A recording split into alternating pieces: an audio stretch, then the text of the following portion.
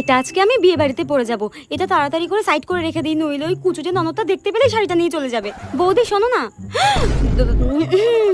বলছি আজকে রাতে তো আমাদের একটা বিয়ে বাড়ি রয়েছে, আর আমি বিয়েতে ভাবছি একটা শাড়ি পরবো। তোমার একটা ভালো শাড়ি থাকলে দাও তো। কই, আমার কাছে তো একটাও ভালো শাড়ি নেই গো। তুমি তো নিজেই দেখেছো, বলো। বিয়ের পর তো তোমার মাই আমার সব ভালো ভালো শাড়িগুলো নিজের আলমারিতে রেখে দিয়েছে। কি বললে তুমি আমার মাকে? তুমি নিজেই আলমারিটা দেখে নাও, আমার সত্যিই কোনো ভালো শাড়ি নেই গো। ঠিক আছে, দেখছি আমি। হ্যাঁ বৌদি, তোমার পেছনেটা কি গো? কোথায়?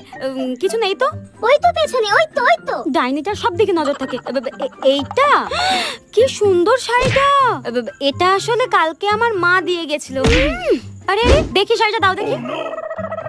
ওয়াও, শাড়িটা কি সুন্দর। আর তুমি ইচ্ছা করে লুকিয়ে রেখেছিলে না? ডাইনি, শাড়িটা দে বলে দিচ্ছি।